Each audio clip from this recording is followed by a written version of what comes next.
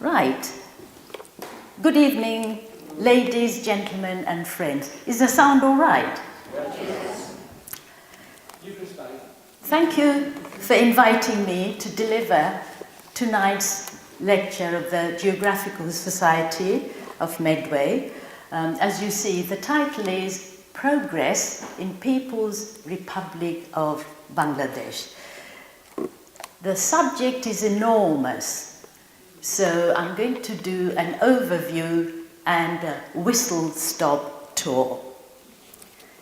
The country Bangladesh is very large and it's full of diverse natural wealth, animals, birds, architecture, art, and most of all, people.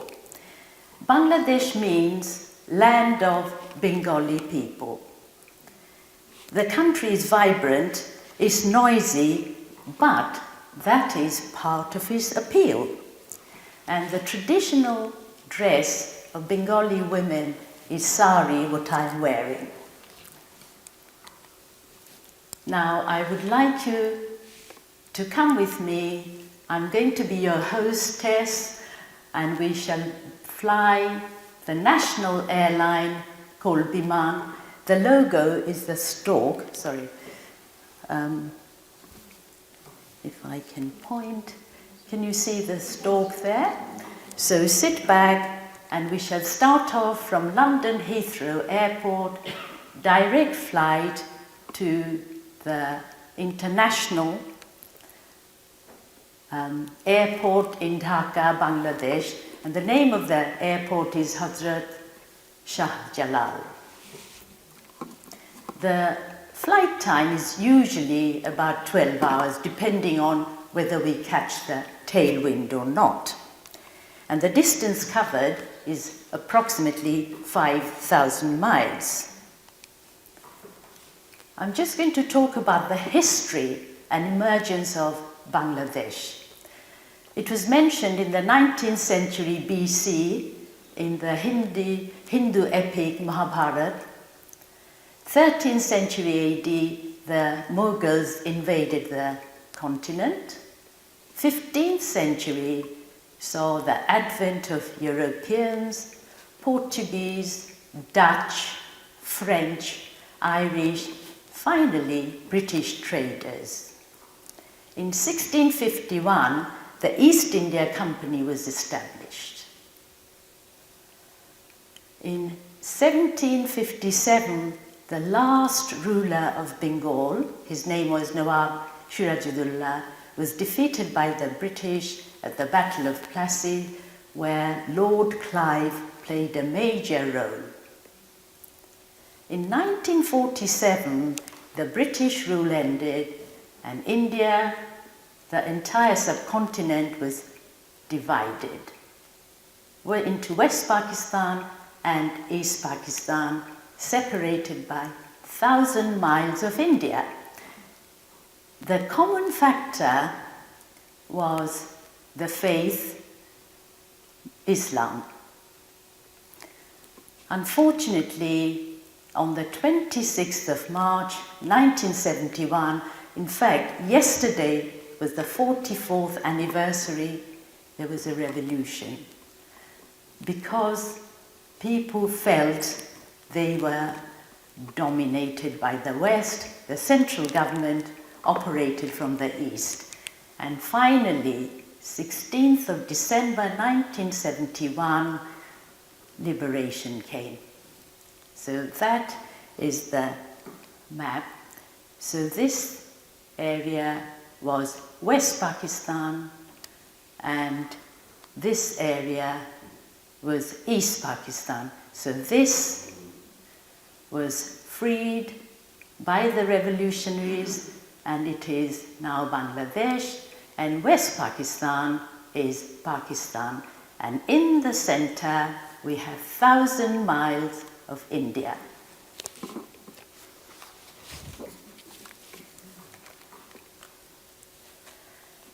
My second time arrival to England was in March 1963, at Oxford as a newly qualified junior doctor, and Mahbub followed 3 months later.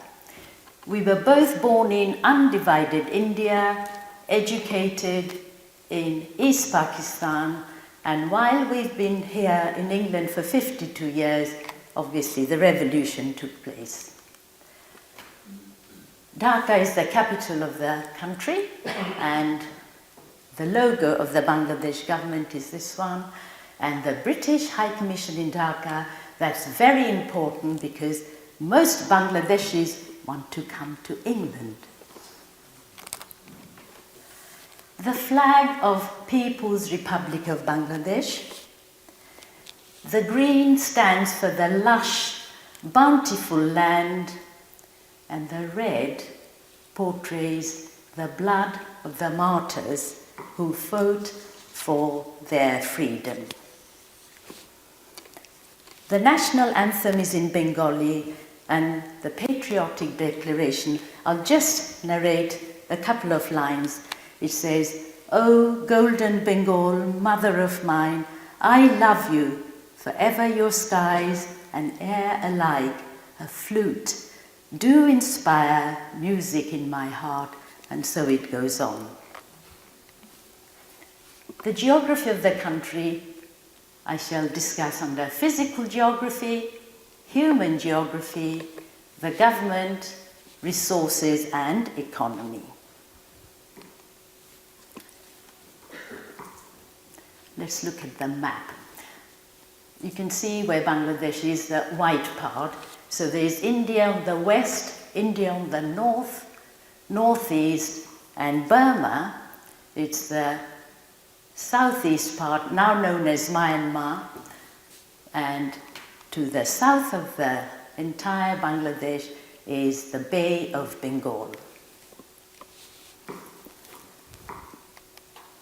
For administrative purposes, Bangladesh is divided into 7 districts. The central area is where Dhaka is situated.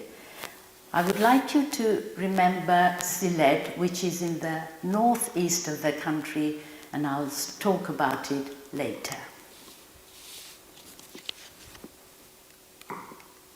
Just a few words about Dhaka, the capital. It was actually the capital of the Mughals when they came down to the southern part, Bengal. It's situated on the eastern banks of the Buriganga River, which is in the Ganges Delta. It was known as the city of mosques. There were mosques everywhere. 10th largest city in the world, and this is the location of the government, legal and justice system, public administration, and it is well known for culture, education, commerce, crafts of fine gold and silverwares, and special weavers of Jamdani textiles and saris, and I'm wearing an example. Bangladesh has 4 seasons. We'll start with winter because we've just finished from December to February, very pleasant, 9 to 29 degrees centigrade. Summer, March to May, it's quite hot and humid with some rainfall. The monsoon is between June to September. You can get torrential, real monsoon rain and storm. The northern part has less rainfall, so about 64 inches and 90 inches down south, and some areas are used to annual flooding, which is a blessing because it brings fertility to the soil. But in 1978 there was devastating floods which caused havoc. Autumn, October to November, dry and quite pleasant. So you may ask, which is the best time to visit Bangladesh? Between November to February.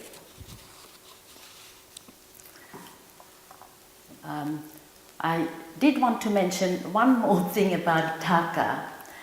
How do we measure progress? we see mushrooming of eating places such as McDonald's, Pizza Hut, KFC, and of course Thai restaurants and others. Bangladesh is served by 700 rivers and tributaries. These are extensively navigatable, so 15,000 miles, and in fact the foreign invasions occurred through the waterways approached by the Bay of Bengal.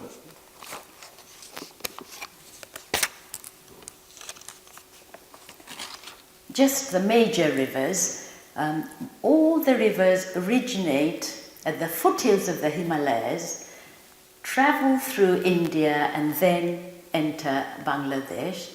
So that's the river Jamuna, we say Jamuna in Bengali, and then the Ganges, and then the Meghna, and they all flow into the Bay of Bengal. And in fact, the volume of water, as it says, is the third largest after the Amazon and Congo systems. There are 4 major ports of Bangladesh. I'll just go back a slide, then I can show you. There's Chittagong. As you see, it's by the huge pool of water, sea. It's very deep, so big ocean liners can easily access. It's a vibrant port, working 24 hours a day.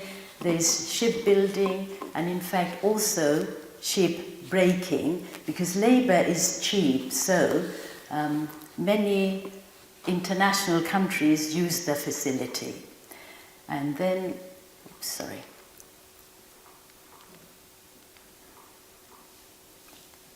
here is Mongla Port.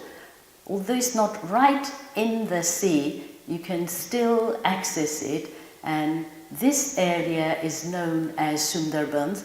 I'll refer to it later.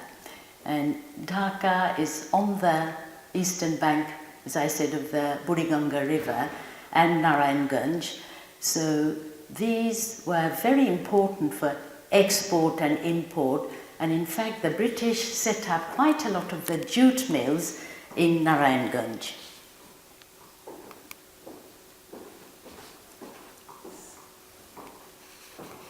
There's an example of shipbreaking yard in Chittagong port.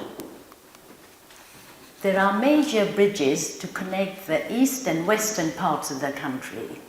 The Jamuna Bridge, also known as the Bongo Bondhu Bridge, Bongo is Bengal and Bondhu means friend. That was the name given to the leader of the revolution, Sheikh Mujibur Rahman, and the bridge was opened in 1998, allowing easy road as well as rail link between the less developed northwest and the affluent east, including the capital and most importantly the port of Chittagong for export.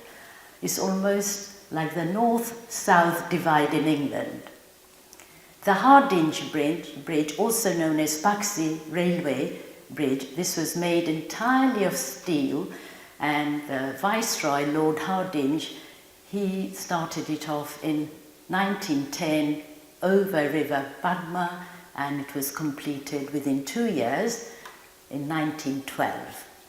There's another bridge over Padma known as the Lalan Shah Bridge for transport, and this was constructed in 2004.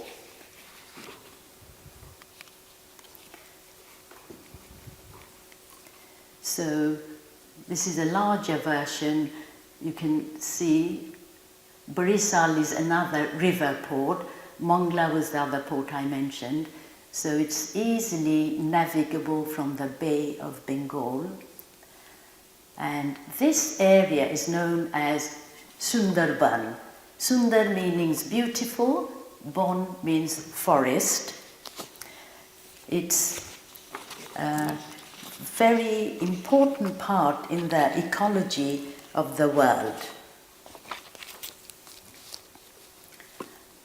UNESCO, they've considered it to be most valuable for absorbing the carbon dioxide in the atmosphere and coping with global warming. It also has wonderful forestry department with lots of trees being preserved, and also animals, birds, a fantastic collection. Of the animals, the Royal Bengal tiger, I'm sure you've all heard about it. Rudyard Kipling made it famous by the character Sher Khan in his film, The Jungle Book. So that's summing up. What about the population of Bangladesh? It's 156 million, but obviously every day it's rising. Just a comparative figure, Bangladesh per square kilometre of land is 1203, India is 421, UK 265, China 145, and USA just 35. Now there are diverse groups of people. He is Mr. Atiur Rahman. He's the governor of the Bank of Bangladesh, very important person. And then we have the peasant farmer who are also important for the agriculture of the country in the rural areas. And this is a garment worker. She's a machinist working in one of the factories, and I'll speak about that a bit later. What about religions of Bangladesh? Obviously, it's a Muslim majority country, 86.6%, Hindus 12.1%, Christians 0.4%, Buddhists 1%, and others. Those are people who have their own religion in the eastern part of the hill tracts of Bangladesh. But it's a very colourful, cultural country. All the festivals are enjoyed by the entire population, so they have the holidays for the Muslim festivals, Christmas holidays, New Year, Hindu festivals, so it's all fun. Everybody lives in harmony and respect. Language. The main mother tongue is Bangla and is derived from Sanskrit. English is the second commonest. The legal documents were in English until 1987, when everything was translated into Bengali. Even medical lectures were conducted in Bengali. However, most people recognize that without knowing English, you cannot communicate globally. So there are many institutions still conducting the education in English. What about the government of the country? It is a parliamentary democracy, and members are elected by voters every 5 years, and the last election was in 2014. The head of the government is a prime minister. Currently she's Sheikh Hasina of Awami League party, and it was her father who was the leader of the revolution. She succeeded Begum Khaleda Jia, another lady. The president, Mr. Abdul Hamid, was actually chosen by the Prime Minister. That is her prerogative. That's the view of the Parliament building at night, illuminated. And this is the interior of the Parliament. She is our Prime Minister, and that is the President of the Bangladesh. Now, Speaker of Bangladesh Parliament, she is quite a remarkable lady, academically very able, and she won Commonwealth scholarship to come over to University of Essex to study and receive her PhD in international law. She's also a mother of 2 girls. Mrs. Begum Zia, she is the leader of the opposition. There's been unprecedented awareness and desire for education, both in rural and urban areas. There's access to free or fee-paying primary school education. People are given choices, and whoever can afford it tries to get private education. Now this is interesting. Girls are entitled to free schooling up to age 14, whereas boys up to age 12. The recommended age of marriage is 18 for both the genders.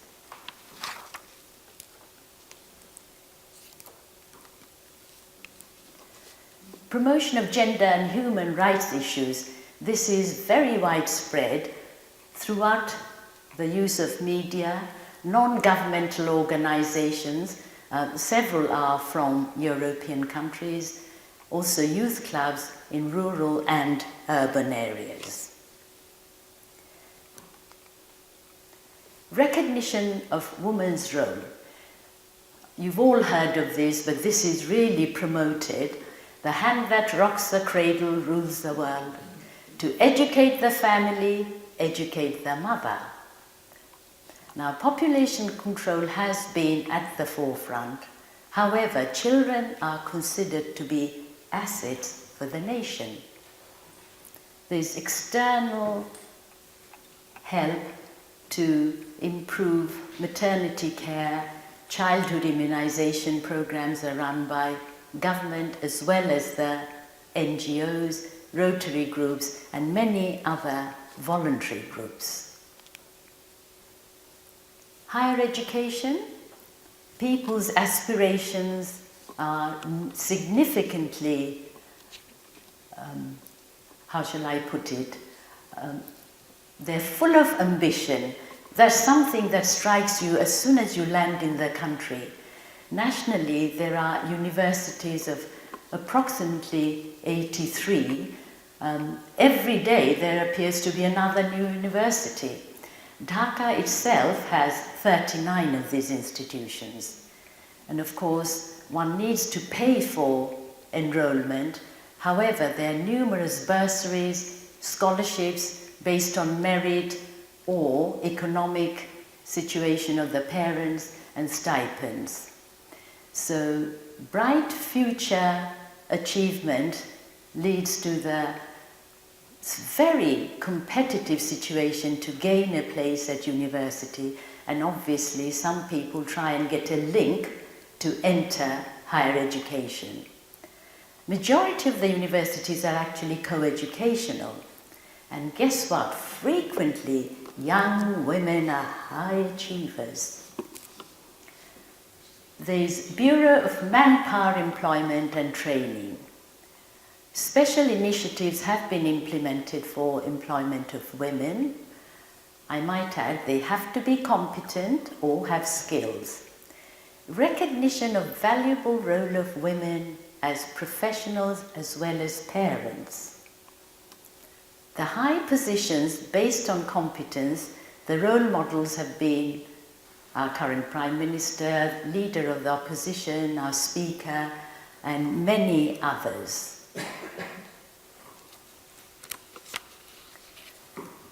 The economy of Bangladesh.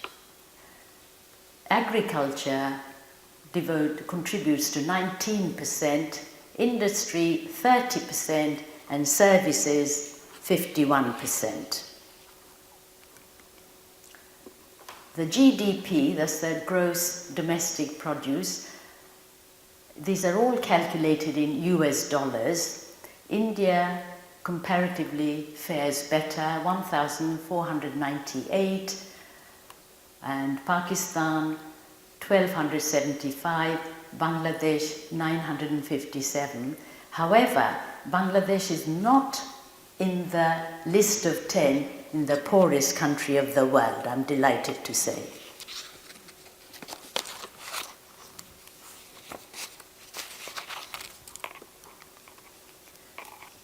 This is quite a popular site when you go to the rural areas. This is paddy from plants from which rice is harvested.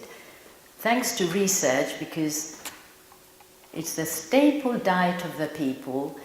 Previously, there was only one crop per annum. Now, there are at least 2 harvests of high yield. Tea gardens or tea plantations, these are mostly in the northeast, hilly part of the area, because plenty of water with well-drained soil is required. You can see the plant, there. They belong to the camellia family, the camellia we have in the garden. The particular varieties, Camellia sinensis. These are very carefully hand-picked, usually by female workers, and then they are very carefully dried under strict humidity and temperature control before blending for a particular flavor and then dispatching for our favorite beverage, cup of tea. Jute, the golden fiber of Bangladesh. These are the juvenile plants which are thinned out and they're actually immersed in water.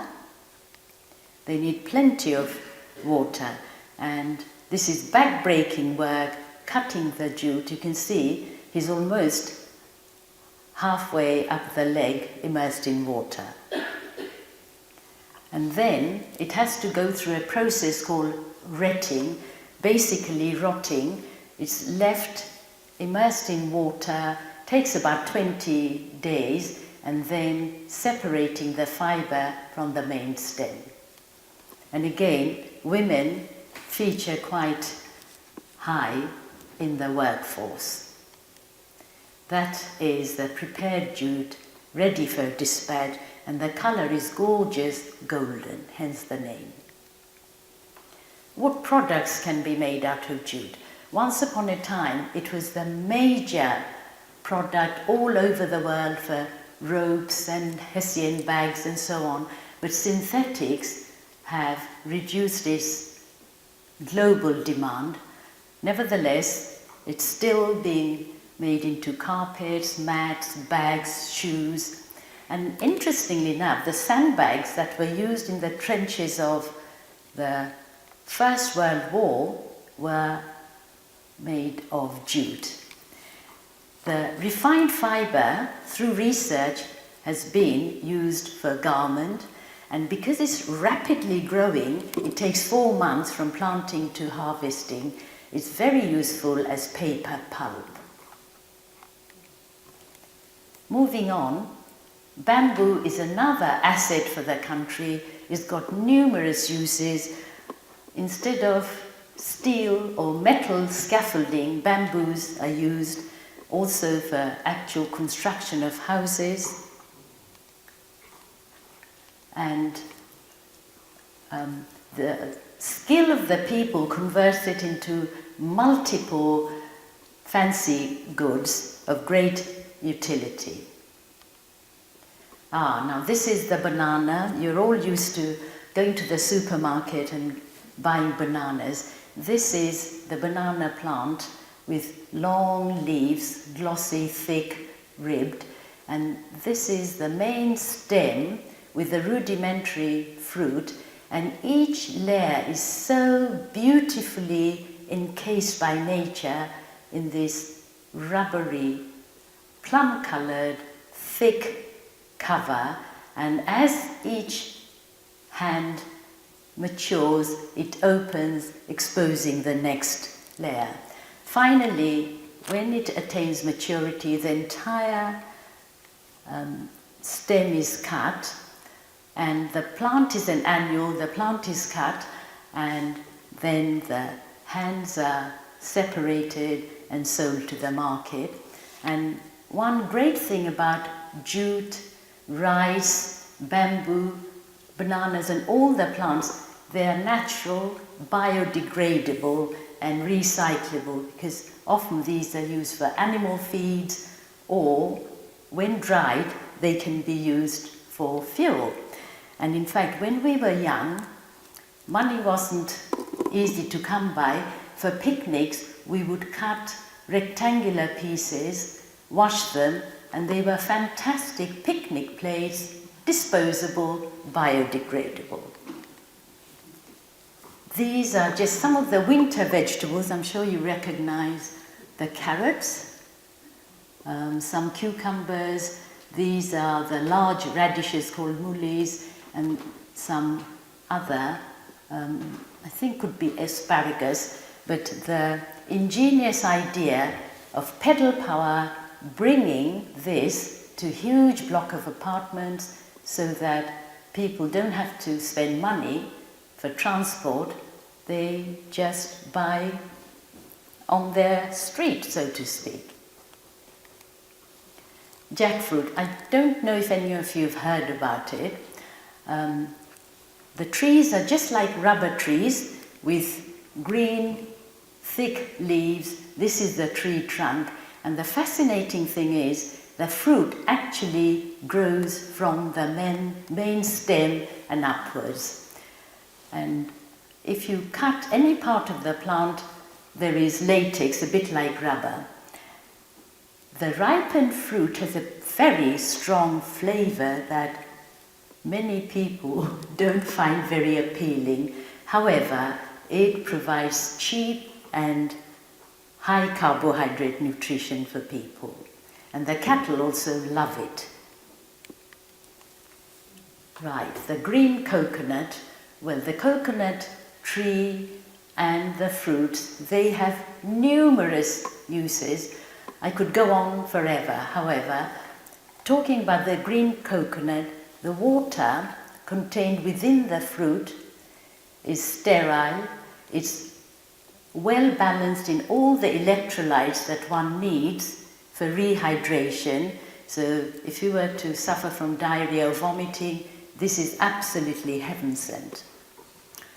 The ripe fruit, of course, we know as desiccated coconut for culinary use. The oil extracted from it is extremely beneficial to the skin, and nowadays there's great demand for use in cosmetics and even dermatological preparations. The shell of the ripe fruit is used for making utensils, and as I said, people are so clever, they make various types of fancy goods as well. And the leaves can be used to make fans, mats, weave into baskets, and also each leaf has a rigid, almost like a fine stick, so a collection of those are fantastic to be used as brooms. So no part of the plant is wasted. This is betel leaf. Some of you may have heard about it. These are obtained from vine, and you can see how beautifully they've arranged it. People are so artistic. These are chewed along with betel nuts and sometimes fragments of tobacco for leisure and pleasure, almost a substitute of smoking. This is Nymphea, the national flower, the water lily. Fishing is a thriving industry. Freshwater fish, sea fish, and there are various ways of catching them. And also in some areas, they've got artificial ponds or tanks to culture fish to feed the nation as well as export. What about the crafts of Bangladesh for export as well as home consumption? mainly varieties of items embroidered by, once again, women, leather goods, bags and shoes. I'll just show you an example of a leather bag. The embroidery, this is just one little example. Silverware, handmade, pottery, ceramics. In fact, Royal Doulton have all their products made in Bangladesh. And of course, melamine household goods and many others. These are examples of the handicrafts, and there are the ordinary pottery. You can see how the woman is actually carrying out her embroidery. It's a very simple stitch, but it's quite laborious and needs a lot of patience. Those are the filigree work of silverware. These were some of our wedding presents, and that's £1 to give you a comparative study of the dimensions. Again, golden jewellery. Moving on, the textile industry of Bangladesh. I don't know if any of you, when you purchase shirts, trousers or whatever, look where it's made. Well, the jargon is, the shirt on your back, we are what we wear, the fashion, the design. All bulk of them, 80% of Bangladesh textiles are shipped abroad. There's been a tremendous shift from the natural resource of jute to products, ready-made garments. These are cotton, wool, woven, and often the overseas retailers give the design, specification, also the raw material for producing to their standards and export. 24% are exported to USA, approximately 60% to the European Union, 5% to Canada, and 12% to other parts of the world. The major export earner for the country is approximately 21 billion US dollars, and that was in 2013. Just a little window looking at the garment workers. As you see, vast majority are young women. And you can see, presumably, he's a supervisor doing knout. Sorry. Sadly, there are accidental fires and collapses, and this is a horrific collapse of a garment factory in April 2013. You can see the devastation. And quite rightly, the union workers were canvassing or demanding better health and safety. In fact, most of the overseas retailers such as Marks & Spencer's, Primark, H&M, Walmart, they've all contributed together to set up a fund, a trust fund to recompensate people who were injured, people whose families died because they were the main bread earners. What about other industrial contribution to the economy? Food processing, including seafood and fish, I've already mentioned. Pharmaceutical products, they've gone ahead by leaps and bounds. Shipbuilding and ship breaking is big business now, especially in Chittagong and Mongla. The steel industry and information technology. Many of the European countries use the technology in India as well as Bangladesh. And as for the use of mobile telephones, it's fantastic. They've got the latest gadget. When I go back, I feel as though I've arrived from a very backward country. Now, remittance from human resources. Since the mid-1970s, migrant workers, estimated to be about 6 million, have served abroad. The 140 countries predominantly are Middle East and Southeast Asia, Europe and USA. What do? They provide professional, technical, catering, staff, as well as domestic and other valuable services.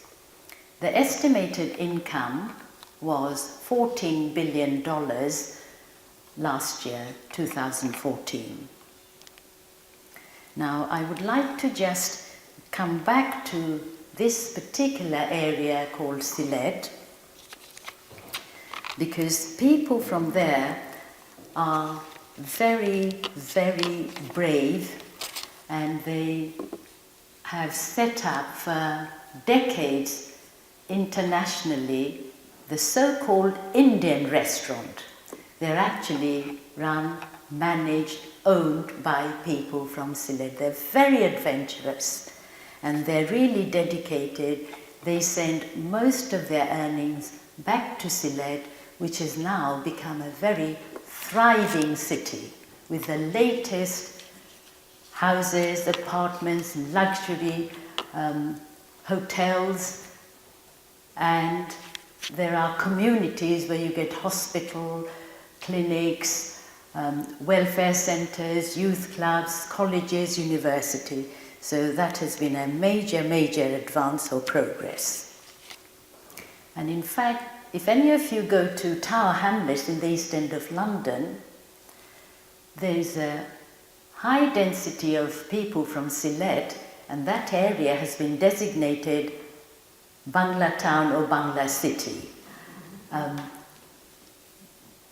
They are representative of 1/7 of the country, so they're not typical representative of the entire Bangladesh. So this is what I've just mentioned. Now, microcredit. This was an idea to eradicate poverty. The first was set up by, he's been knighted, Fazle Hassan Abid. Soon after liberation, he realized particularly the rural areas were in an abysmal condition, so he started the idea of microcredit, which means small loans without any collateral. And it's been so successful that the idea has been shared all over the world, particularly Afghanistan and some African countries. And in recognition of his contribution, he was given the KCMG in 2010. There are also Bangladesh Rural Development Board, and in fact, an economist, he's the same age as us, but he went off to America to do his PhD, and he was great friends of Hillary and Bill Clinton. In 1983, he actually set up the Grameen Bank with his own personal funds, and similar principle was applied, and the microcredit was so well received that in 2006 he was given the Peace Prize. We were a bit amazed, but the rationale was you cannot have peace unless people have lost the pangs of hunger and they've got their motivation and confidence. One of their leading philosophy was lending to women and empowering them. Even in the rural areas, 95% of the bank's clients are women. Worldwide, 75% borrowers are women. And guess what? Their repayment rate is 95%. So I'm not going to make any assumptions, but obviously it takes us back to the caveman days. Man was the hunter-gatherer, and women managed everything else. How do they use the loans? For small cottage industry, poultry, cattle, fish farming, education, and health benefits. Transport in Bangladesh.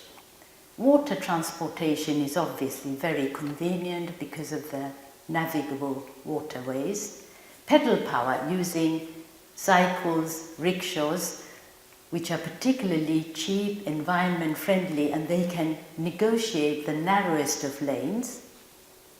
The three-wheeler vehicles known as CNG, they are powered by gas. Then of course we have the buses, private cars, trucks, trains and aeroplanes. So just to give you an idea, the different types of transport. Now people overcome all obstacles. This is a river choked with water hyacinth. So a single boat couldn't negotiate it. So see people power, how they have overcome. This is congestion these are the rickshaws. Can you see? All choked up, but there are these opportunistic traders. They sell from books to rulers to snacks to flowers, and it's wonderful for bargaining because they know people will move on, so you can haggle as much as you like. That is the CNG, the the engine fueled by gas. Buses, usually overladen, and even people riding on the top, they have to pay the full fee. Maximizing the capacity, often these boats capsize, but never mind, they try to the utmost, and it's not only the bricks he's carrying, he's also giving lift to a couple of passengers, and you can see in the meantime he's drying his laundry as well. River ferry transporting not only human beings, huge heavily laden trucks. This is a picture Mahbub took in Cox's Bazar. The fishing boats had all returned and emptied their catch. This is a steamer in Mongla waiting for embarkation of passengers. Moving on, architecture and important buildings. This is the Dhakeshwari Hindu temple, as I mentioned. 12% of the population are Hindus. This is one of their temples. Beautiful architecture and surrounded by modern tower blocks.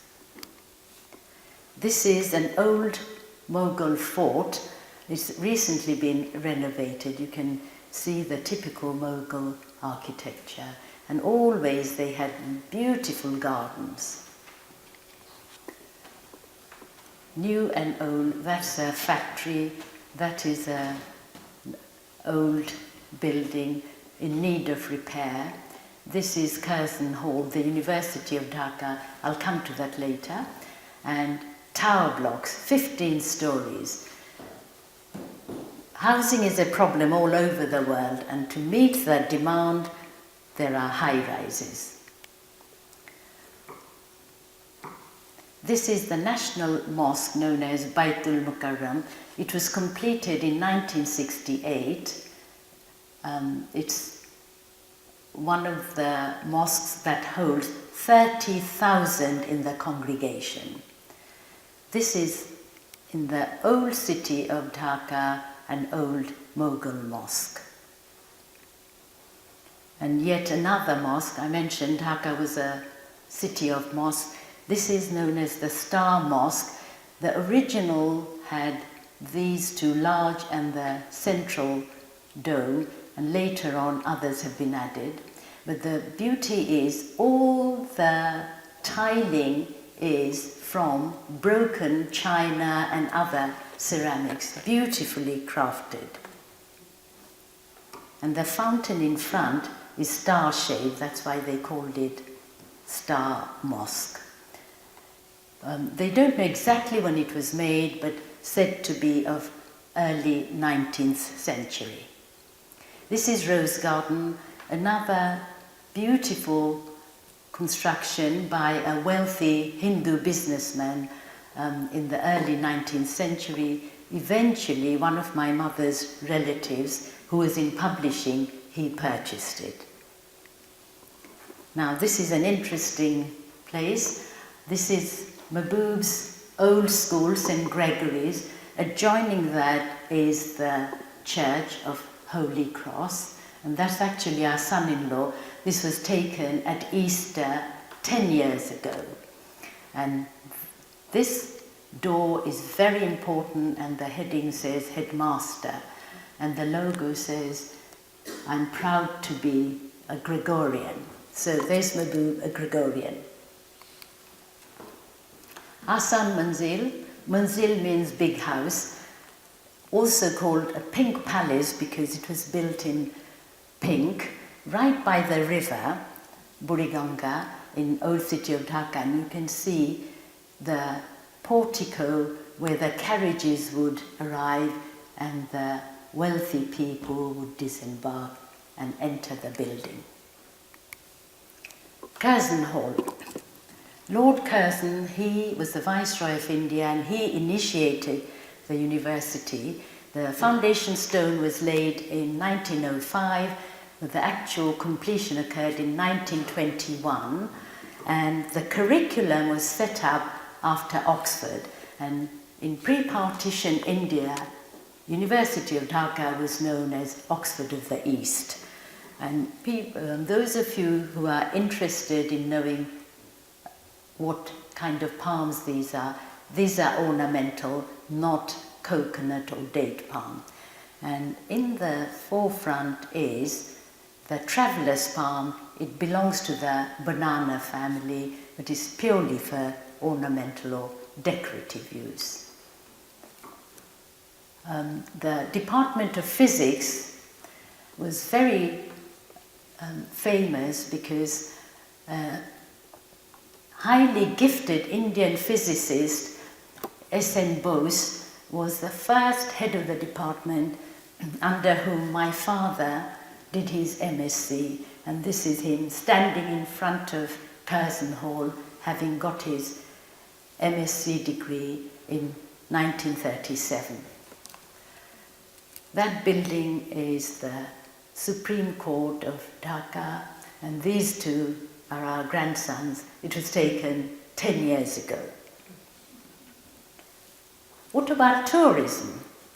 It's a very popular destination because of the natural beauty as well as the diverse types of excursions for leisure, pleasure, sun, sea, forest, boating, yachting, and there are many, many resorts opening up, and it's proving a real money earner as well.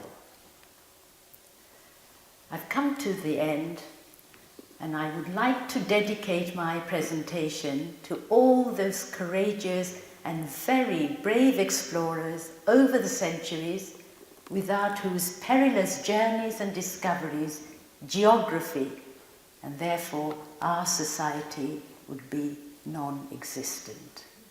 Finally, I'm indebted to my professor, Chasa Moya, the first Nuffield Professor of Obstetrics and Gynecology at Oxford, for believing in little me and my potential and empowering me to serve my host country. Thank you all very much.